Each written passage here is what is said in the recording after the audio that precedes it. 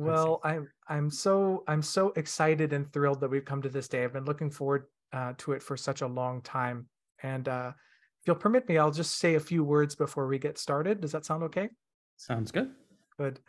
Well, welcome everyone. It's so nice to see you, and I'm delighted to be in this Zoom space with you for what promises to be a wonderful event.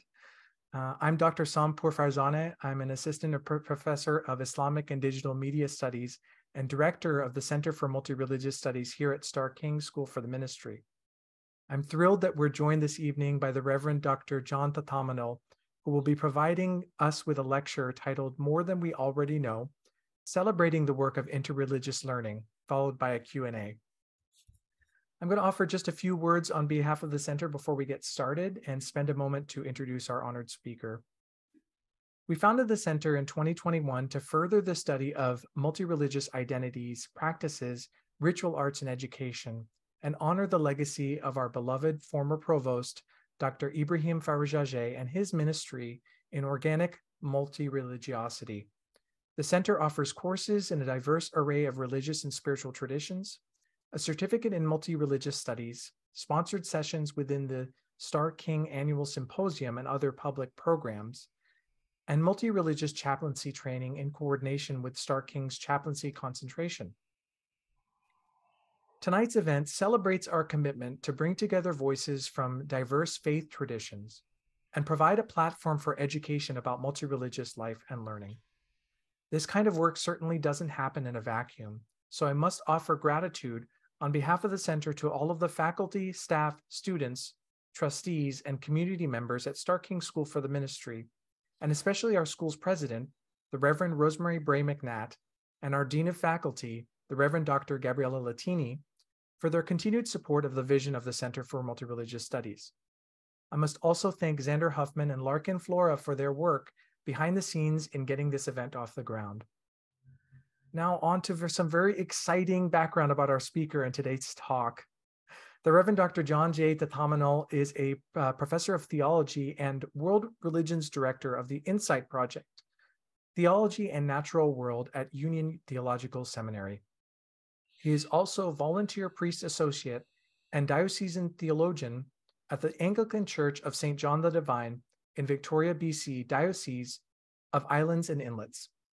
He has a PhD from Boston University, having also graduated magna cum laude with an MDiv from Boston University, and has a BA from Washington University as well.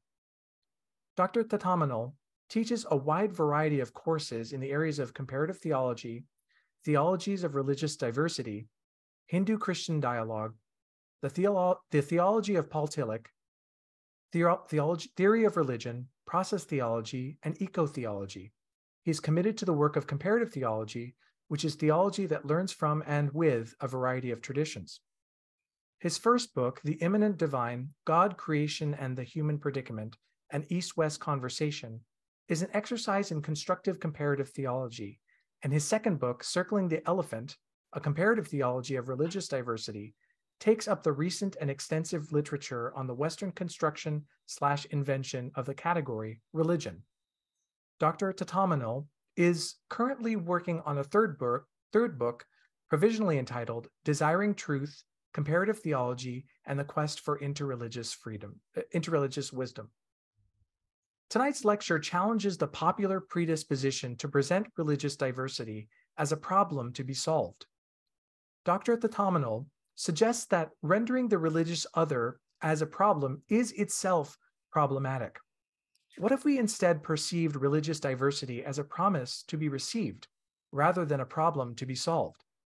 Just as in ecological thought, wherein diversity is a boon rather than a bane, might religious diversity be framed as an intrinsic good? One way to do so is to say that we have more to learn, more than our traditions already know, from our religious neighbors, precisely because they have different vocabularies, practices, and insights than we do.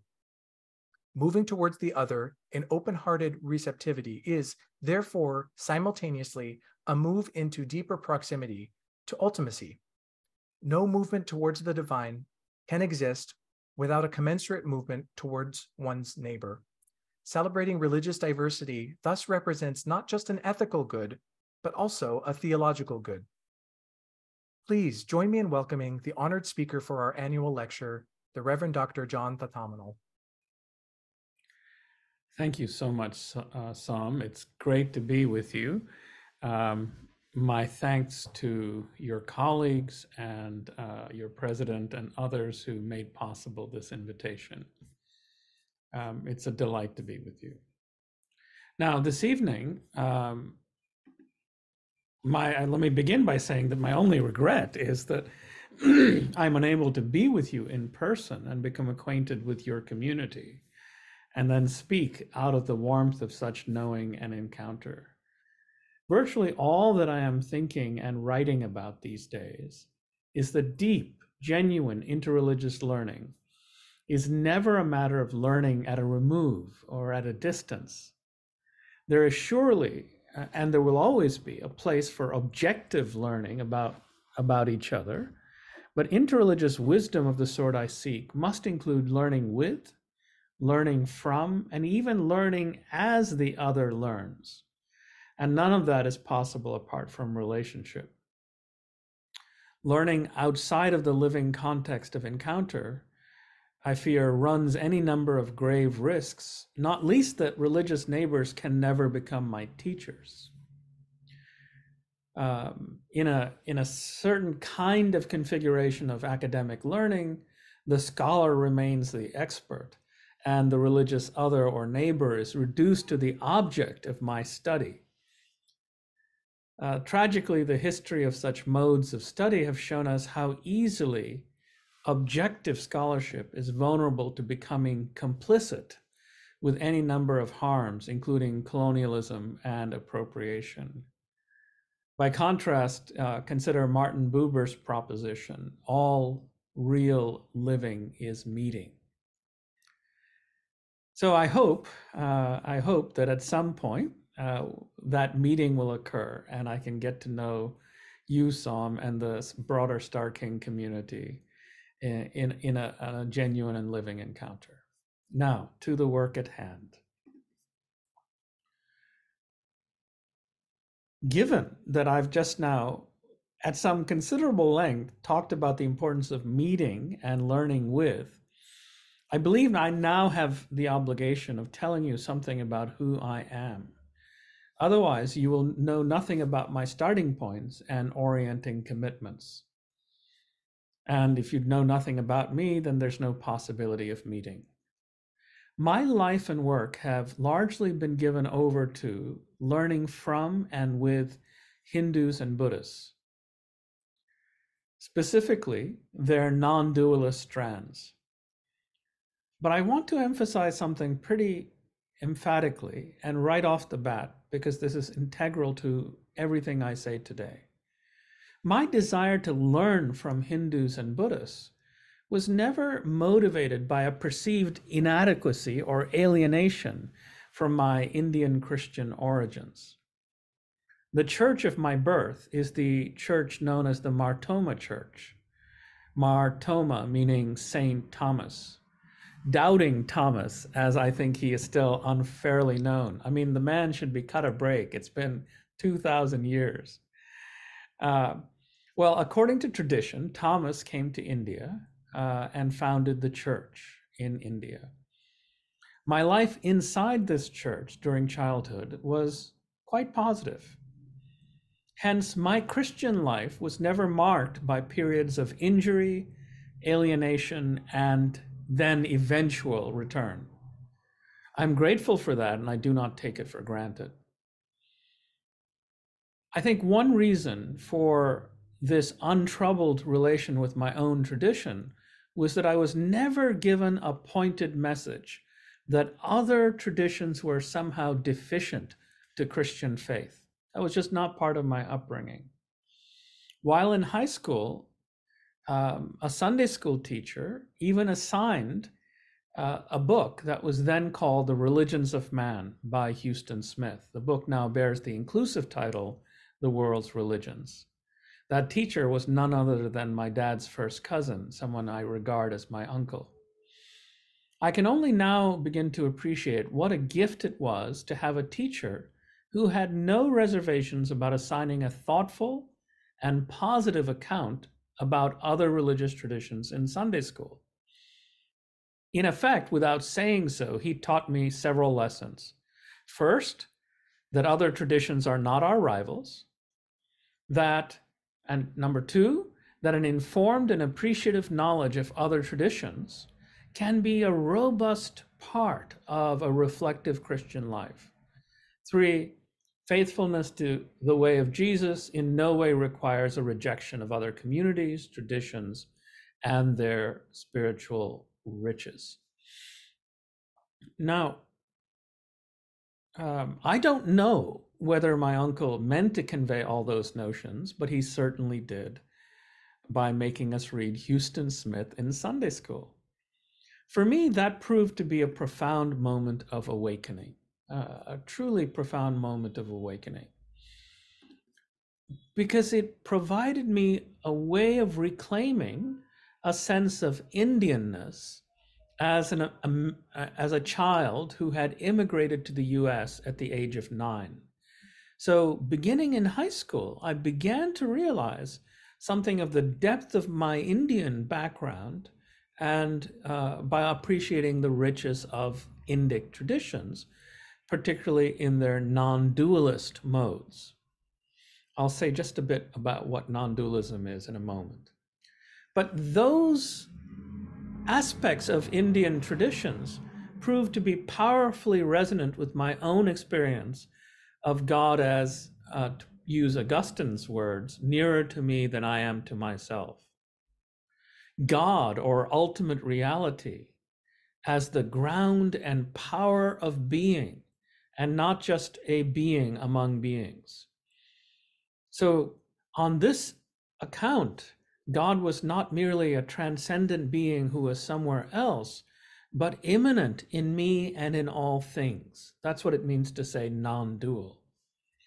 These non-dualistic strands of the Hindu traditions in particular taught me that there was another way of experiencing God, one that did not rule out devotion to a God who is construed as other than me, but did point to another way of experiencing divinity, not through ecstatic devotion, but a calm and absolute assurance of divine presence, that the divine was not other than my deepest and truest self. In effect, then, this was my first experience, to borrow the phrase from the title of this lecture, this was my first experience of learning more than I already knew. Now, I share this bit of autobiography with you in order to contest an all too common and problematic claim one encounters still in interreligious dialogue circles, particularly when the question of multiple religious participation or belonging arises. The claim goes something like this: persons would not be interested to the point of participating in other traditions unless they were motivated by some felt sense of inadequacy or incompleteness in their own tradition. I mean, why bother?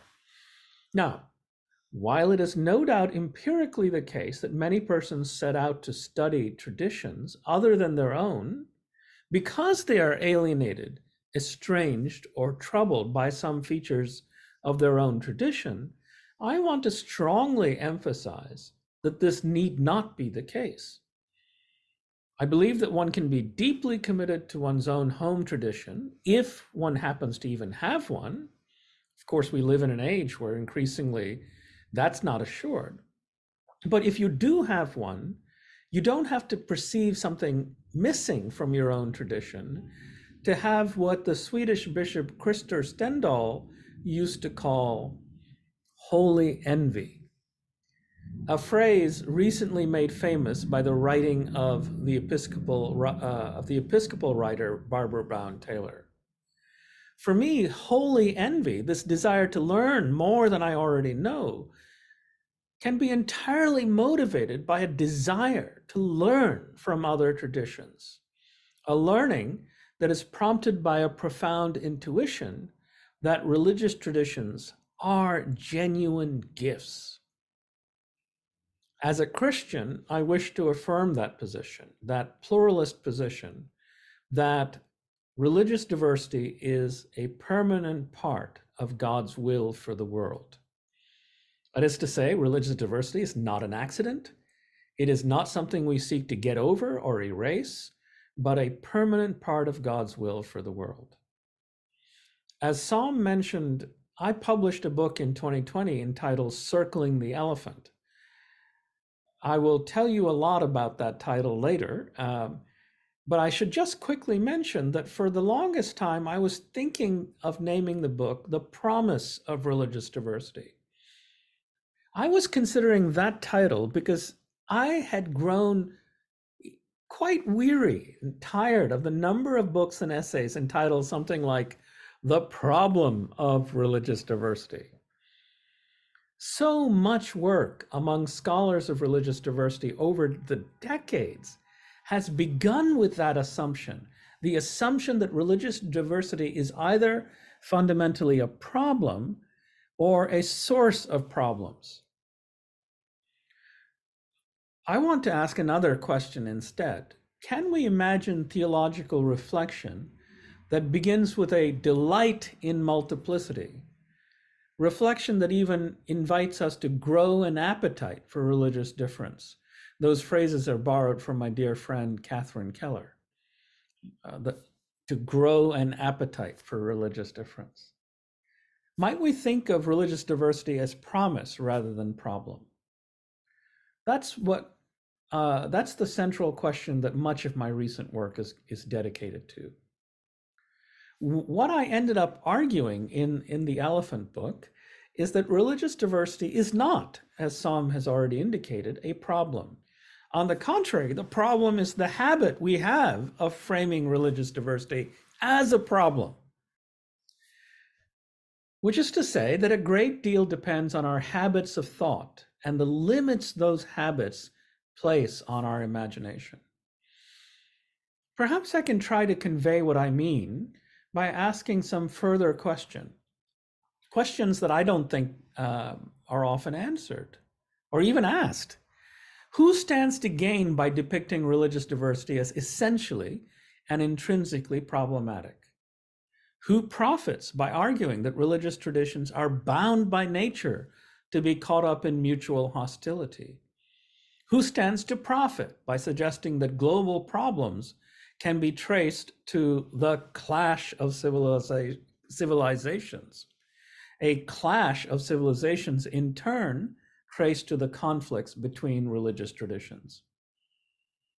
Such habits of thought are dearly loved by those who are allergic to diversity and in love with homogeneity. In the US, this kind of discourse is much loved by xenophobes, Islamophobes, white supremacists, and others. Tragically, in the country of my birth, India, such ways of thinking and talking are much beloved by proponents of Hindutva. These Hindutva supremacists argued even before the founding of India as a modern nation state that Muslims and Christians do not belong in India. The ideologue Savarkar, who it should be noted was not himself religious, argued that Indian Muslims and Christians can recognize India as their Pitarbhumi, their fatherland, but they cannot recognize India as Punya Bhumi, that is, Holy Land, because their Holy Land lies elsewhere, either in Jerusalem or Mecca. For that reason, Savarkar argued that India can only rightfully belong to Hindus. You see that in such arguments, religious diversity is regarded not as potentially problematic, but as essentially problematic. So the people who have most to gain from casting religious diversity as a problem are those who love homogeneity and those who wish to rid their communities and nations of religious diversity. So you see now why I'm so emphatic on this point, why I believe it's absolutely imperative that scholars of religion do our part to challenge the idea that religious diversity is somehow intrinsically problematic, that we not replicate these patterns of thought. Sadly, the truth of the matter is that scholars of religion have actually often contributed to and exacerbated this habit of imagining religious diversity as a problem to be solved rather than a promise to be fulfilled. Now, to make the positive turn, in breaking free of these stale habits of thought, my great inspiration is none other than Rabbi Abraham Joshua Heschel, whom I regard as one of the greatest religious thinkers of the last century. Listen to some of his words. The religions of the world are no more self-sufficient, no more independent, no more isolated than individuals or nations. Energies, experiences, and ideas that come to life outside the boundaries of a particular religion or all religions continue to challenge and to affect every religion. Horizons are wider, dangers are greater. No religion is an island. That was the title of this lecture I'm quoting from, given here at Union Theological Seminary in 1965. Let me continue to quote just a little bit more. Heschel writes, "We are all involved with one another. Spiritual betrayal on the part of one of us affects the faith of all of us. Views adopted in one community have an impact on other communities. Today, religious isolationism is a myth." Religious isolationism is a myth, close quote. Rabbi Heschel directly challenges the notion that each of our religious communities can live out our lives apart from each other. That is to say, you can live out your Hindu or your Buddhist or your Muslim lives, in your own bubble, as I live out my Christian life in my own community. That is the worldview of a religious isolationist. We simply have no need of each other. We can just do our own thing. Now, to be clear, you don't have to be a narrow-minded exclusivist to be a religious isolationist. You can, in fact, firmly believe that each religious tradition offers truth and transformation and still take no positive interest in the other. Consider, for example, the most popular image that exists both inside Christian theology and in popular culture for the relationship between the world's religions. That image, that metaphor, is that the world's religions are paths up the same mountain, or in another closely related image, planets orbiting around the same sun. People who hold that position are often called pluralists because they affirm the validity of many religious traditions. Exclusivists, by contrast, hold that their tradition is the only valid path up the mountain. Inclusivists say, my path is best, but others have elements of truth and even transformation. They are inferior, but still valid options. Pluralists should be commended for holding that major religious traditions offer equal access to the mountaintop. Okay, that's lovely, but please take note that this image really gives you no necessary reason to believe that you have anything to learn from those who follow other paths.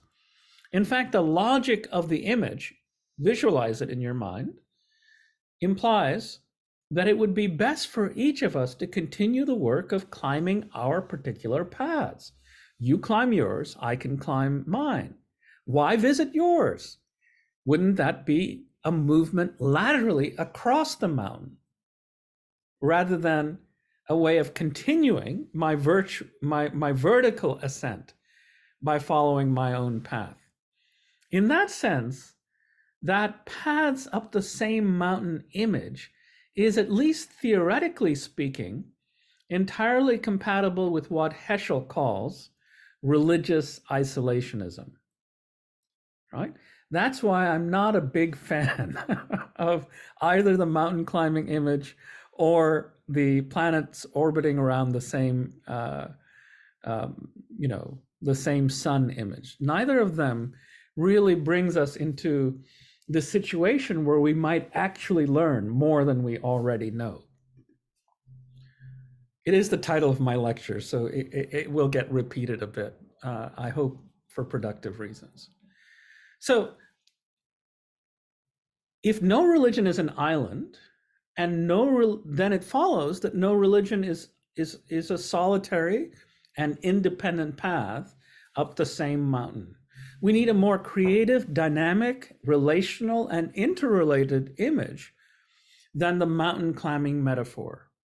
In fact, we need images, metaphors, and allegories that call into question the very idea that our religions come with clear, fixed, stable, and impermeable boundaries. If traditions have those kinds of boundaries, how can you learn? How can you grow in your knowledge of each other and of the ultimate? So now perhaps you can see why I have opted for the ancient Indian allegory of the blindfolded persons.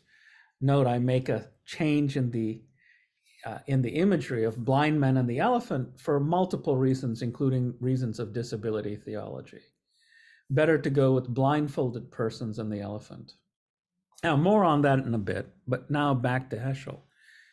From Heschel, we can learn not only that religious isolationism is a myth, but this is a point I deeply emphasize myself, but so is religious self-sufficiency, not just isolation, but self-sufficiency. That is to say, if our traditions, and this I think is an incontestable point, if our traditions came into being only in and through relationship, then we must posit that they will continue to flourish only in and through relationship. Growth for persons and communities, both, happens only in and through relationship. No relationship, then no growth.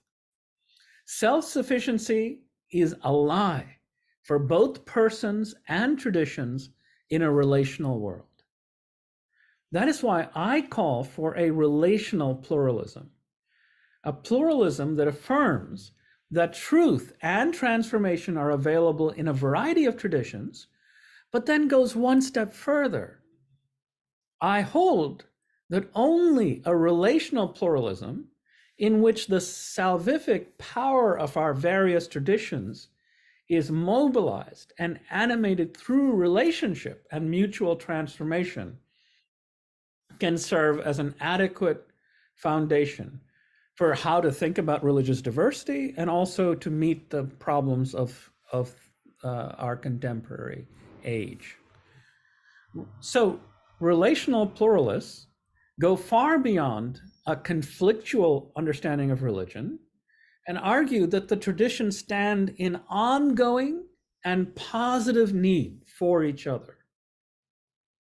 Relational pluralists hold that we must put an end to the myth of religious self-sufficiency, that my tradition has all it needs to confront the grave crises of this perilous moment in world history. Again, let me quote Rabbi Heschel. Same lecture. It's astonishing. It's, by the way, available easily, and No Religion is an Island. You can search for it and find it on the internet. Now, here's the quote. We fail to realize that while different exponents of faith in the world of religion continue to be wary of the ecumenical movement, there is another ecumenical movement, worldwide in extent and influence, nihilism. We must choose between interfaith and internihilism. Cynicism is not parochial. Should religions insist upon the illusion of complete isolation? Should we refuse to be on speaking terms with one another and hope for each other's failure? Or should we pray for each other's health and help one another in preserving one's respective legacy, in preserving a common legacy. Nearly 6 decades later, I continue to be struck by Heschel's phrase, internihilism. Heschel reminds us that there is considerable cooperation between nihilistic forces. There is, my friends, and I know it sounds funny to say this, but it's empirically true, an international axis of xenophobia. I realize the irony of affirming that xenophobia has gone global and that xenophobes cooperate, but they do. There are, in fact, deep ties between global white supremacist movements. So internihilism, as Heschel put it, is certainly alive and well. Networks of mutual support exist between the global 1%, corporate capitalism, fossil fuel companies, white supremacists, and climate change deniers. In all of these forms of internihilism, there's considerable collaboration. Heschel argues that if we're going to contest these forms of internihilism, we need interfaith. So we should be grateful for institutions like SOMS and the hard work they do to help us rupture and build our resources to combat internihilism. Heschel argues, therefore, that we need a deep alliance and a mutual celebration between religious traditions. And this is, I think, my last quote from Heschel. You can tell I'm a fan. Here's Heschel. Is it really our desire to build a monolithic society? Is religious uniformity desirable or even possible? Does not the task of preparing the kingdom of God require a diversity of talents, a variety of rituals, soul searching as well as opposition? In this aeon, diversity of religions is the will of God. In this aeon, the diversity of religions is the will of God. What a remarkable claim. Heschel's famous lecture, as I said, given here at Union in 1965, makes this remarkable claim that diversity is divinely willed and a positive good. I believe we are only beginning to appreciate the wisdom contained therein. Here are some things that I think I'm still learning from that lecture today. First, it is not enough for scholars to make defensive claims that suggest that religions are not all that bad, not really the source of violence and mutual suspicion. On the contrary, we must robustly argue that our religious traditions are profound treasuries of rich resources that the world desperately needs. Not only that, our traditions need each other if they are to grow.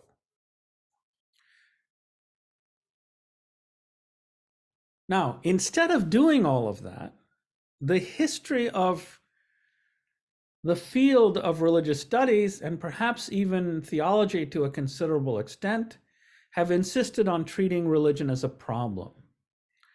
Now, how did that happen? I will offer a very hasty and brief answer because it's the positive that I wish to focus on today. But it's hard to commend the positive without understanding the circumstances and the reasons why we seem to be in a kind of intractable frame of mind in which we continue to perceive our religious traditions and religious diversity as a problem. Now, bear with me, I'm going to say something that seems surprising. I argue that religion, with the word or quotation marks around it, is indeed a problem. Here's what I mean. Let me be clear rather than cute. Not our religious traditions, they are not the primary problem, but rather the colonial construction of the category religion. That indeed is problematic. Our ideas about the category took their present configuration at about the same time that our current ideas about race came into being. In much of my work, I compare these two categories and their problematic legacies. In fact, I show that some of the same scholars were involved in the 19th century construction of the category race and the category religion. Now, mind you, there are antecedents that go back well before the 19th century. I'm merely saying that as these ideas exist now, they were consolidated in the 19th century and often by the same people. And both ideas were produced in a context of global colonialism. And here's the key. Both ideas were employed to rank order human populations and communities. I think this point is easier to make with the category race, but I'll also get briefly to religion. Consider what the notions race and races manages to accomplish. The generic notion of race functions to create homogeneity.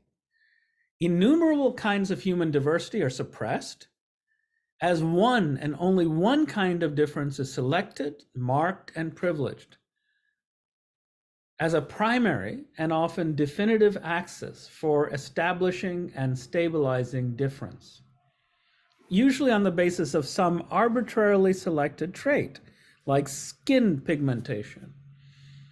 In a peculiar way, race homogenizes by picking out for us one kind of difference that should matter and makes that the principle by which we organize social and political bodies, erasing all other kinds of enriching difference. Then, in a second move, the plural races, plural, divides people into different groups around one axis. And why does it divide? Because you must divide in order to rank, right? If you want to say that human populations are not all on the same level of worth or dignity or status, you must find a principle by which you want to rank them. And once you've divided those human communities into, say, for example, discrete races, then you can rank order them. So too with religion and religions. Only after you have broken up the human community into different, mutually isolated and non-porous religions can they be rank ordered, as the German idealist philosopher Hegel did in his writings. Then, as Hegel did, you can talk about advanced religions and primitive religions, world religions and the inferior indigenous religions. Do you see what I mean? These categories were invented in order to create a hierarchy, an evolutionary hierarchy of the more advanced as opposed to the more so-called primitive religions. That's why I think religion is the problem, and I don't mean our religious traditions are the problem. So difference is imposed onto communities whose fluid patterns of belonging defy the reifications and separations that the category seeks to erase. In truth, most of our traditions have lived in deep relationship with each other and even been formed by each other. They have even learned from each other to be what they are. But if you imagine them to be reified like the races are or the religions are, then you can erase the long history of mutual contact, mutual support, mutual flourishing, and yes, mutual debate and argument and fighting. That was also there. But I think much more invidious harm is done by the way in which these categories impose and then reify communities and then rank order them. Now, all of those processes of races and religions didn't happen in a vacuum. They were instrumental parts of the operation of Western colonialism. And so it's impossible to easily disentangle categories like race and religion from the history of colonialism. And then when those traditions are disfigured, and the religious lives of people, say, for example, in East Asia, where it's possible simultaneously to be Confucian, Taoist, and Buddhist, right? When that kind of natural porosity and fluidity is erased and replaced by notions of static religions, actual harm is done.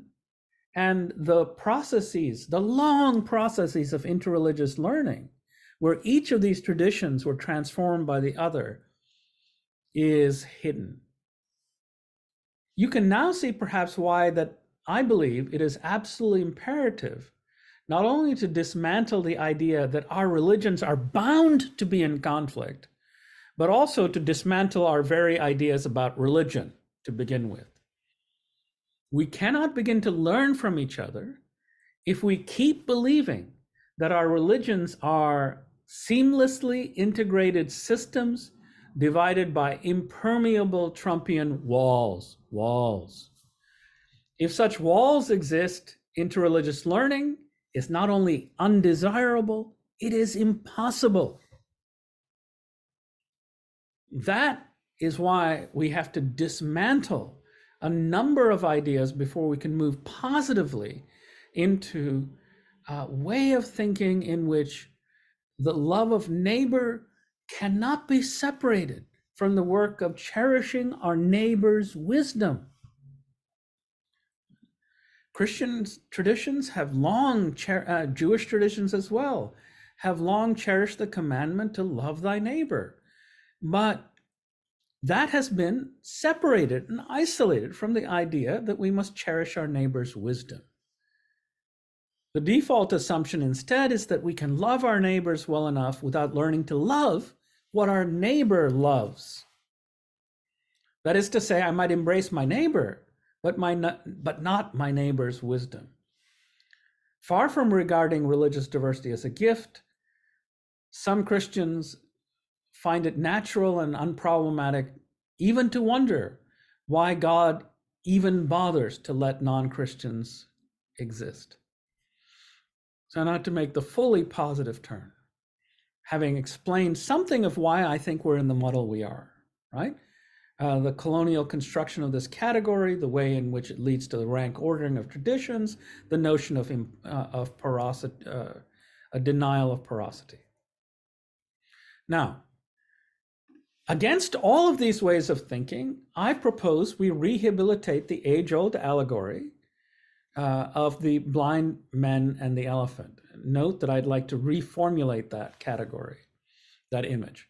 To my knowledge, the first occurrence of this allegory occurs in the Udana, which is part of the Pali Canon. Since then, the allegory has gone global and has been used by Jain, Hindu, Muslim, and Christian thinkers. Isn't that fascinating? That is to say that the allegory itself is caught up in the process of interreligious learning that I'm celebrating. Perhaps the most memorable 20th century use of the parable comes from Sri Ramakrishna Paramahansa, who deployed the allegory as a way to affirm that a variety of even sharply different religious claims might prove to be nonetheless true. Sri Ramakrishna used the allegory to say that God can be rightly understood as both formless and with form. Against devotees who insist that God is with form, like Krishna or Jesus, for example, and against Vedantins who argued that God is only without form, strictly speaking, the non-dualist Advaitins, Ramakrishna argued that both are true. Citing the allegory of the elephant, he said, just so, a man who has seen only one aspect of God limits God to that alone. It is his conviction that God cannot be anything else. To the one who says that God is only with form, Ramakrishna asks, how can you say that the only truth about God is that he has form? It is undoubtedly true that God comes down to earth in a human form, as in the case of Krishna. And it is true as well that God reveals God's self to God's devotees in various forms. But it is also true that God is formless, that God is indivisible, existence, knowledge, bliss, absolute. God has been described in the Vedas as both formless and as endowed with form. He is also described there as both attributeless and as endowed with attributes. Close quote. You see, Ramakrishna is suggesting that from the particular standpoint of our traditions, or sub-traditions even, we grab hold of one legitimate manifestation of the divine life. And then we proceed to think that that one particular aspect of the divine life is exhaustive of the divine life.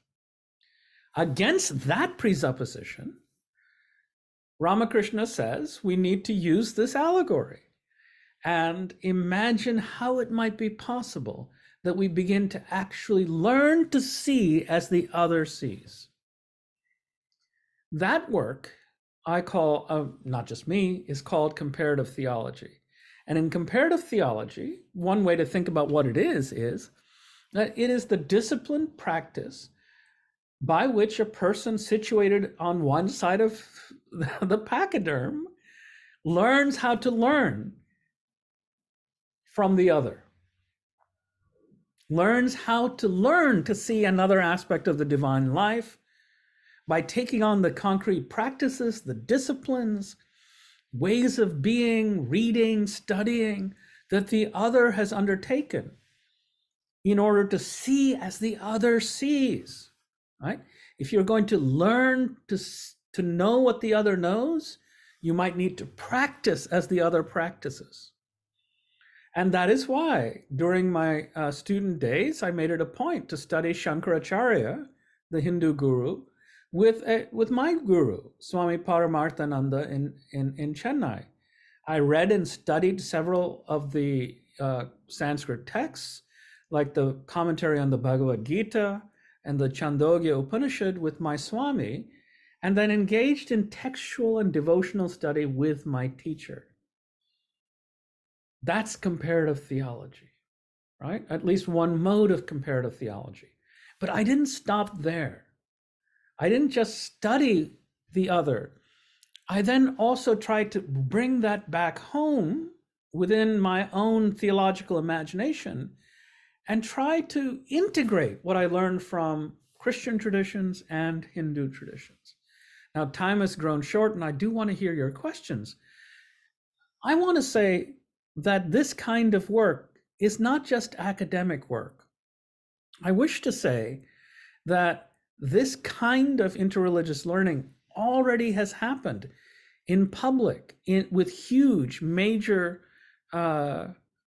global consequences.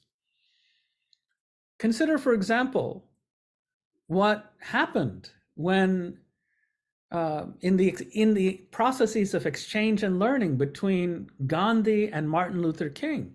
I have a whole chapter on that in my book, so I'll just be brief here. Leo Tolstoy writes about the Sermon on the Mount. American abolitionists and pacifists read him and send him their writings. He is struck, Tolstoy, by the ongoing and undiminished vitality of nonviolent readings of the sermon within American communities. And he is reinforced in his nonviolent reading of the Sermon on the Mount and writes it up in his book, The Kingdom of God is Within You. Then a young Indian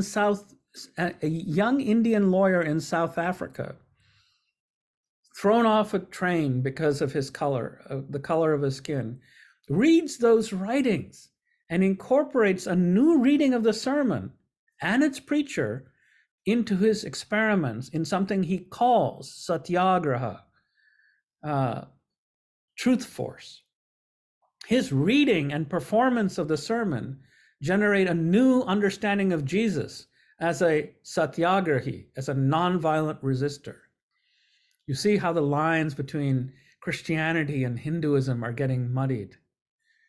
Gandhi's reading of Jesus as a satyagrahi and his glad Hindu discipleship to Jesus sets in motion a powerful transformation in Indian societies.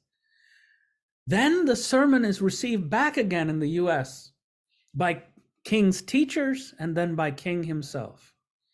As a result, now Christians know more than they already knew about Christ, but with Hindu help, right?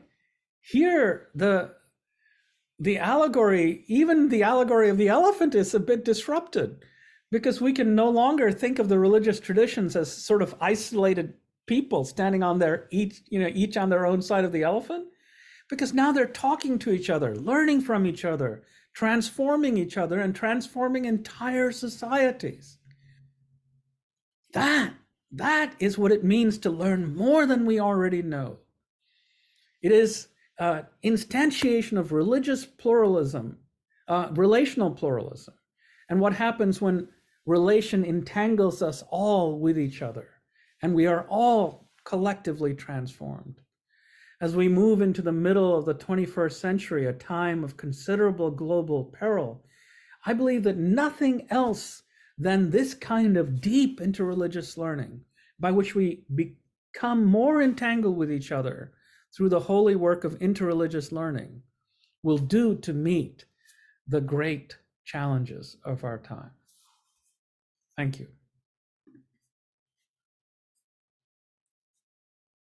Absolutely remarkable, Dr. Thatamanil. Thank you so much for your comments, and on behalf of all of our community here at Star King and everyone watching now and all those to watch when this lecture hits YouTube, let me just say what an insightful and thought-provoking series of comments you provided with us to chew on and think about.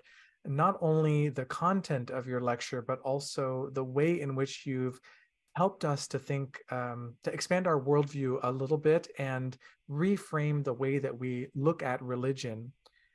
Most of the time, I think we're operating within that construct and saying, how do we make this religion talk to that religion, or how do we provide an interface between these two religious groups without really questioning the topic of religion or the construct itself and its repercussions. And I'd love to open the floor to anyone who has a question for Dr. Thatamanil. Please, if you'd like to use the question and answer function on your computer, just pop in a question and I'll read it out loud, or you can even use the chat if you prefer.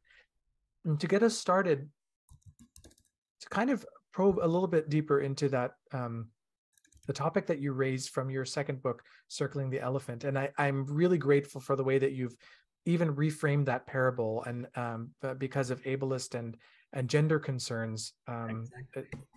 If you'd like to say more about that, please. Just wondering about how you investigate this construction of religion as a category by the modern West.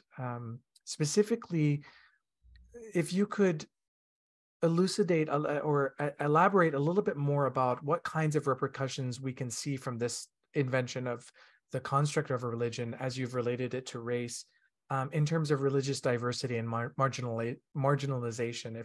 If someone was not aware of the repercussions of such, how would you describe it to them? Well, there's so many repercussions. But may I say just a word about the ableist and this dimension? Please, thank you. So I learned to rethink this metaphor properly from John Hull, who was a blind theologian. He actually became blind, I think, in his 40s when his children were still quite young, and then he had to learn the world over again as now a blind person. And he said to me and to many others in a conference, but then I had one-on-one conversation with him as well. But he said, John, if you want to use this parable, don't say blind persons, because the one thing the blind persons can't do is rush. With his British accent, he said, we have learned to move slowly over the surface of things. When I first touch an image of a donkey, I don't know that it's a donkey. I must slowly and gradually move my hand over the surface of the image until I gradually come to know what it is. I am not one to rush to conclusions. I cannot afford to. I was like, brilliant. No actual blind person would rush into making this sweeping claim. And he said it can only be something that a blindfolded person can do, or a sighted person in a darkened room, who's used to making big, huge, sweeping judgments, because vision seems to take everything in all at once. I was mind blown. He didn't tell me not to use the metaphor. He told me to repurpose it. So I wanted to give credit to John Hull, who has since passed, in order to make clear that this is not my invention, but John's. One small example of how our ideas about religion, maybe two, are problematic. If you think that by definition, and this is part of our definition of religion, you can only be one religion at a time, right? You would then be operating with a definition of religion that would be like using a definition of marriage as constituted only by monogamy, right? So everybody in Africa or in other parts of history and other parts of the world for whom marriage does not necessarily mean monogamy, well, presumably they're not married. Do you see what I mean? Because the definition of marriage we have is you can only be one at a time. But in fact, in most parts of the world, people routinely celebrate each other's practices, honor each other's holy days. Even when your Muslim neighbor is doing Ramadan, you don't necessarily join in Ramadan, but you might help prepare the iftar, right? Because there's a community that is absorbing elements from each other's traditions. So Hindus will go to the shrines of important Muslim saints. Now, when they go to that shrine, did they suddenly stop being Hindu? I mean, this is not how people actually live their religious lives. And in China, there are village temples, and there are Confucian shrines, there are Buddhist shrines, and Taoist shrines. And which one you go to depends on what you want. Are you burying someone? Are you venerating ancestors? Are you thinking about how to site your new home? Well, that will depend on the tradition you call upon. If you only think you can be part of one tradition at a time, then none of the ways in which people live their religious lives elsewhere would make any sense. So just one or two examples of just what a mess we get into when we don't think about these categories. I couldn't agree more. And what a wonderful way to describe it. Thank you for your response. And we have a comment from Mark simply saying, excellent, Dr. Thatamanil. I'm glad I received the invitation to join very well, and appreciate that comment, and certainly resonates with me as well. We have a question from Dr. Chris, who is Dr. Chris Shaleen, who is our Dean of Students here at Stark King School for the Ministry and one of our faculty members as well. And Chris asks, Dr. Thatamanil, how significant for your argument is the etymology of the word religion itself? After all, though the Western world has given us the connotation of religion as a bounded and static entity, the word originally referred to the disposition and practices of persons in relation to God, gods, or others. That's a fantastic observation, Chris, if I may. So part of my argument here is really wholly indebted to the anthropologist Talal Asad. Talal Asad says that, and I think he's right about this, that we've had this word religion. I mean, religio is an old word, right? It goes back to Rome. Right? So the word has been in circulation for a very long time. But he says that the modern conception of the word as we now have it really took a modern turn and came to mean only what it means now, when we learned to think of certain parts of our lives as religious and certain parts of our lives as secular, non-religious. Chris, for most of the history of our word religion, that bifurcation did not exist, right? So, for example, to this day, you can have a secular priest or a religious priest in Catholicism. This shows you the older use of the word, right? A religious priest is one who is a member of an order, like a Jesuit or a Franciscan. And a secular priest is your local parish priest who, he's not secular in the modern sense, right? In the modern sense of the word secular, it refers to those parts of our lives that we've learned to think of as non-religious. Economics is non-religious.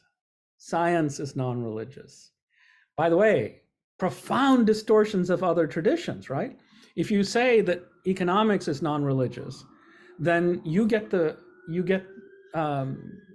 basis for which you could then say, well, see, but Muslims are fundamentalists because they don't know how to distinguish the thing that is properly religious from the thing that is properly secular. But we made that up in the West. And only recently, for most of the history of Christianity, we had usury laws on the book too. It was precisely to make room for capitalism that we had to imagine the possibility that, economics is its own thing and God doesn't care about that, right? So the construction of the modern etymological turn is immensely related to the situation as we have it now. But for much of the history of the word, yes, you're right. It used to mean a far richer and more creative thing than it does now.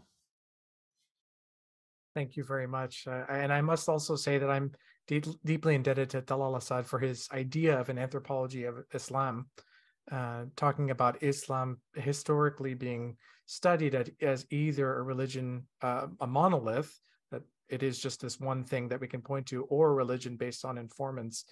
And then instead of these two sort of polemics, we can study Islam as a discursive tradition of what people actually do, what Muslims actually do in praxis in relation to the foundational sources of the tradition. And I find that to be such a helpful frame Yes. of studying religion and religious practice, rather than saying, is this religious or not? More, how is this religious, or how is this indicative of a tradition that we might be familiar with? It's very good. We have another question from Rachel, one of our students, in fact, saying, thank you for this talk. Rachel lives in a community with many extremists.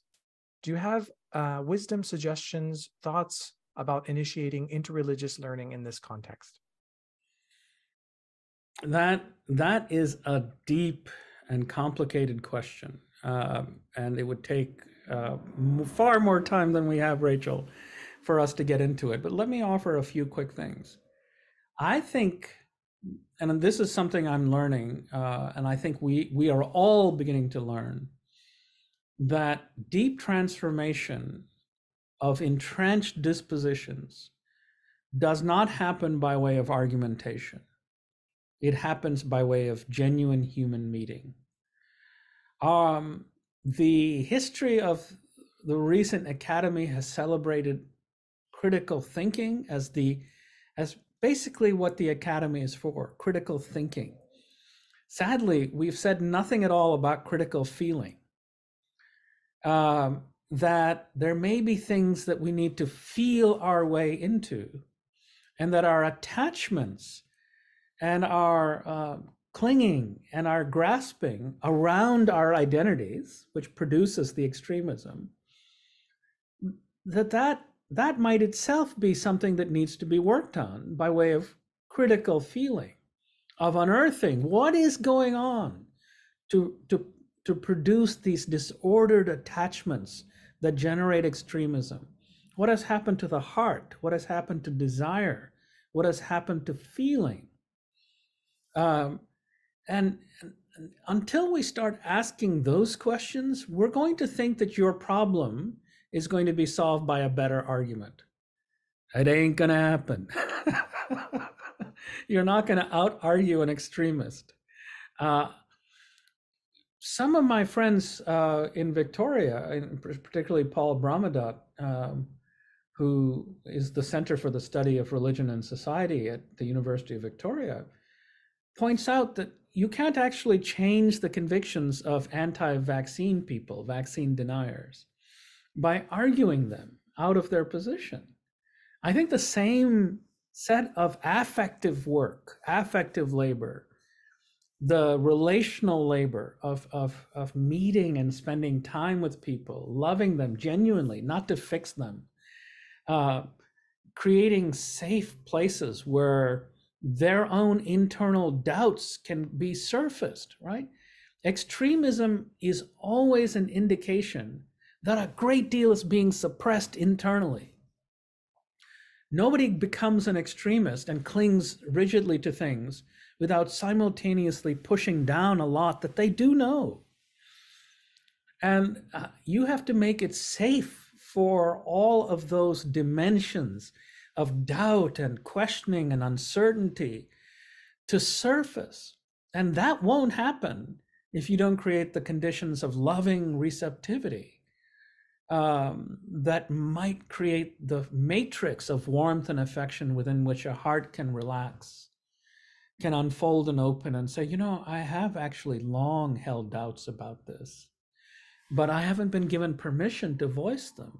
And also X told me I would go to hell if I did, right? I mean, so like you have to do this long, loving labor of patience before this kind of unfolding can happen. What a beautiful illustration of a way to be. Would that we all could act with such compassion, especially with people for whom we have such intense gut reactions to perhaps what they believe or what they do. That would be a really wonderful thing. Yeah, and I'm not saying I'm capable of pulling this off consistently. I'm saying this is what I'm trying to learn how to do myself. We're all a work in progress for sure. Rachel just expresses her thanks and says that she's so grateful to you, Dr. Thatamanil. And I'd like to, since we have a few moments still, and we have you here and are just able to ask you some of the deepest questions that may be on a lot of our minds, specifically related to the Center for Multi-Religious Studies. I think this question hits home for a lot of people. The concepts of double belonging or multiple religious belonging, multi-religiosity, which you touched on in your talk, they might seem new or innovative for those living in Western countries, where one's religious or spiritual identity is often understood through a binary lens. We're Christian or Muslim, spiritual but not religious. And in my own work, I discuss my experience as a Buddhist Muslim and investigating where traditions meet for those of us who identify as being multi-religious in a disposition of devotion, is what I call it. How might we expand this perspective to incorporate other modes of religious expression that are non-binary in nature? Fantastic. I don't know if you've picked up on this, but I'm a bit of a mischief maker. and part of what I do is I ask questions like this. I mean them genuinely. I ask people, why is it okay to be a Christian capitalist but not a Christian Buddhist? And then people will say, oh, but because capitalism is not a religion. Oh, so what is a religion, right? I mean, if a religion is what one does with one's desires, then I would argue that there has been no more sophisticated set of religious apparatus ever invented in the history of human beings than the market. The market is telling me what to desire at all times. I'm like, at every moment, the mechanisms of tutoring my desires is an operation. I'm like, oh, Soam's pink tie, that's damn cool. I gotta have me one of those. I mean, that is to say, the work of shaping desire is what religious traditions try to do with their therapeutic regimes. And the way that Buddhists and Christians try to shape their desire towards the service of the other, love and compassion, is profoundly compatible. Not so much with capitalism and Christianity. In fact, I have said, I think in the book or elsewhere, that the only form of double belonging that Jesus is on record as opposing is any attempt to simultaneously worship God and mammon. Right? No one can serve two masters. But which ones did he mention? He didn't say, well, the Buddha and me. He didn't. He said, don't try it with mammon. It ain't going to work. But that's the one we're perfectly comfortable with. Now, this isn't just conceptual mischief. This is a real argument that we are always, all of us, already multiple, which doesn't mean that anything can go. I don't think it's very good to be a capitalist Christian. So I do think we can develop criteria, become sophisticated, interrogate the heart, ask hard questions about the compatibility between traditions. But we're all multiple to begin with. I think that's just the kind of mischief making that we need at this time. And I really appreciate the weaving of the interconnectedness of economics with religion or culture or any other types of categories that we might think are distinct, but actually are very interwoven. I'd love to touch on Gandhi and King for just a moment, as I know that's one area of your expertise. And that you've co-taught the class Gandhi and King with Cornell West, and that it explores some of the intersections of their work and legacies, including their impact on topics such as nonviolent resistance, ecological preservation, interreligious dialogue, and liberation theology. These are topics of much concern at our school, certainly, especially liberation theology, nonviolent resistance, and ecological preservation. And of course, interreligious dialogue is part and parcel of what we train our aspiring leaders and ministers in. What can we learn from their examples in Gandhi and King in today's social, political, and religious milieus? So I entitled the chapter in my book on Gandhi and King, I believe I called it The Hospitality of Receiving. In any case, that idea is central to that chapter, the hospitality of receiving. The hospitality of giving, we all know about, right? We know that it's hospitable to give. What we have rarely appreciated is that it's also profoundly hospitable to be a receiver.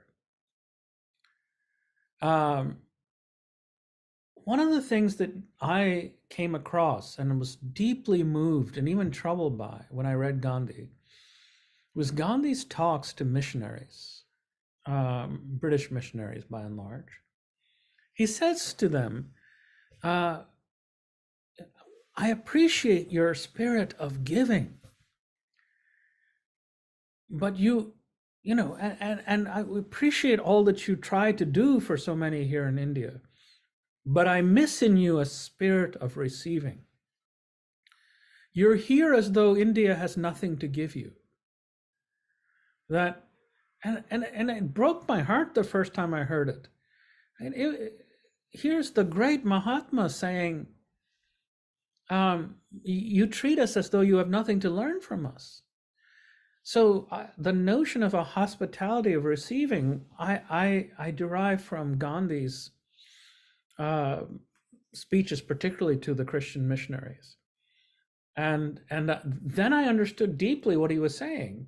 Any form of hospitality that insists on giving but does not have the open hand of receiving in return is no hospitality. It's actually a violence. And if you don't have that open hand of receiving, how are you going to learn more than you already know? You will be stuck with the ideas and the categories and the conceptualities and the impressions we have of the other and of ourselves. There will be no change. So, and then of course, Gandhi was just an immensely hospitable receiver. There are elements of Jain traditions in his thought, profound commitment to understanding the Bhagavad Gita, but then treating the Sermon on the Mount as a second scripture effectively, that is astonishing receptivity. And then the open-hearted way that King's teachers received from Gandhi and then passed that on to King, Howard Thurman, Benjamin Mays, all of whom, met with Gandhi in person and then learned to receive the wisdom of the tradition, and even learned to see that, oh, this Jesus is not identical to the Jesus that we know, that this Jesus is the nonviolent resistor. Now, of course, Tolstoy was saying something of that sort, but it was given back to the Christian tradition through a Hindu. And all of those teachers of King and then King himself proved to be immensely hospitable receivers. So that's one of the primary lessons I've learned from watching the circuit of giving and receiving in these folks. Hospitable receiving. I will carry that with me. That's a beautiful way of describing it. Dr. Chris chimes in saying this resonates with the radical democracy theorist Roman Coles and his concept of receptive generosity, animating a constructively and intentionally conflictual politics. My own work has explored how to bring this insight into religious congregations, which need to become sites of receptive religious generosity. Fantastic. I'm now extremely eager to read Chris's work because it sounds like he's already bringing this work into the church. I certainly think so. Yes. The concept of hospitality, obviously, in discussions of interreligious dialogue, has deep roots as well. And I think that you point to something a little bit deeper than just simple hospitality. Sometimes hospitality can be thought of as self-aggrandizing or making oneself feel better because the house is open, but I still need to have control of the conversation. And I'm inviting you in so that I can tell you what you need to think, right? And what you're offering is something that totally radicalizes that into a different perspective. Yeah, and the Christian component of this I've received from the Pentecostal theologian Amos Yong, who in one of his books makes the observation that Jesus had to have been, as a kind of homeless itinerant rabbi, he was constantly receiving from people. He didn't have a home to hang, to rest in. He didn't have his own table. So he was always having to be the guest as well as the host. And that's that's a profound thing that we have yet to think through. Yeah. I agree. What a great example that is for us in how to live our lives, certainly, whatever religious tradition or traditions we might ascribe to. We're just coming to our closing time, Dr. Thatamanil, and I'd like to open the space just in case you have any closing thoughts for us or anything in addition based on the questions that you've received that you'd like for us to think about as we really allow the percolation of everything that you've shared with us today. Well, in some of my most recent writing, I've started to become somewhat obsessed with prepositions. And you might have noted that in the talk, but let me explain partly what I mean. I have started writing, nearly finished, and have sent off to the press an article in which I talk about learning about, learning from, learning with, and then lastly, learning as. I think that we need to think a lot about this as part of what it means to go about the actual work of learning more than I already know, or we already know. Learning about, we already do well. Most of our seminaries, our religious studies programs are doing a good job about teaching the content of what other traditions believe. And that will always be important. And increasingly, we've now become aware that learning about shouldn't just be from the academic scholar of religion, but you can have Hindus who are writing about Hinduism, Muslims who are writing about Islam, right? We are now getting better at the learning about part. Great. Learning from, yeah, that's happening when we make that shift to actually hearing insider voices. And then, of course, there are all kinds of ways to engage in genuine learning from people. It becomes quite intimate when it moves into learning with, when you're sitting together with people, living your lives with people, or reading their text together, as in scriptural reasoning communities, where Jews, Christians, and Muslims, but now some other traditions as well, gather and briefly introduce their own scriptures, but then in a tremendous act of hospitality of receiving, just sort of give it away and say, well, how would you read this? And each gives the text of their own tradition, precious to them, to the other, and invites a process of reading with, which becomes learning with. And I think that we're still learning. We're still on the beginning edges of that process. And it therefore follows that we're also at the very beginning of learning as.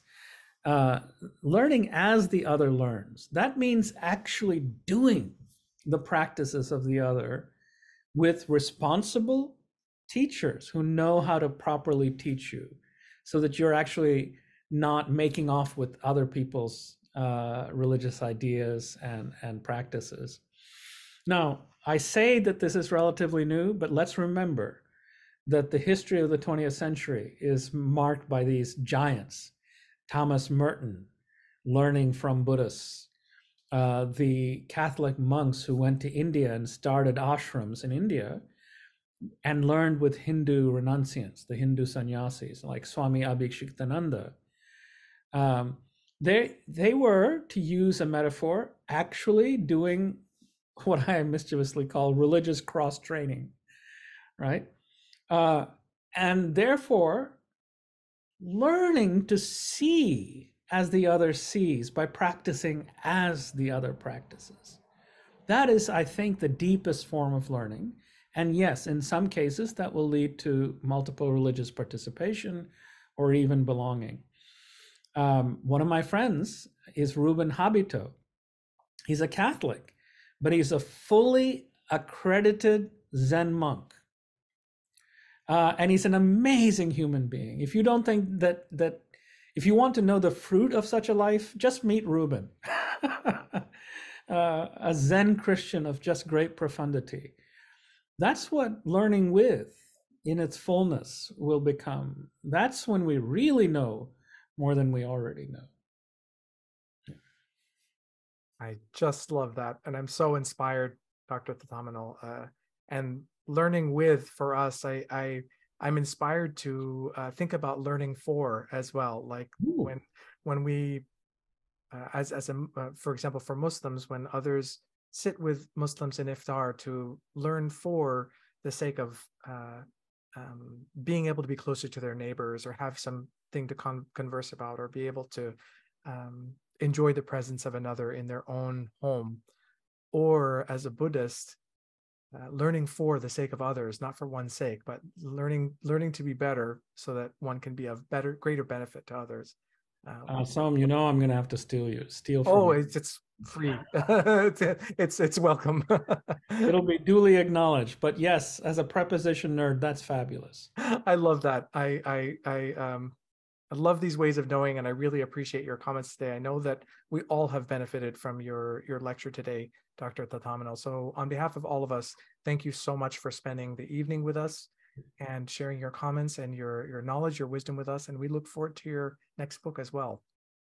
Thank you so much. It was such a treat. Thank you, everyone. Have a wonderful night. Hope to see you soon.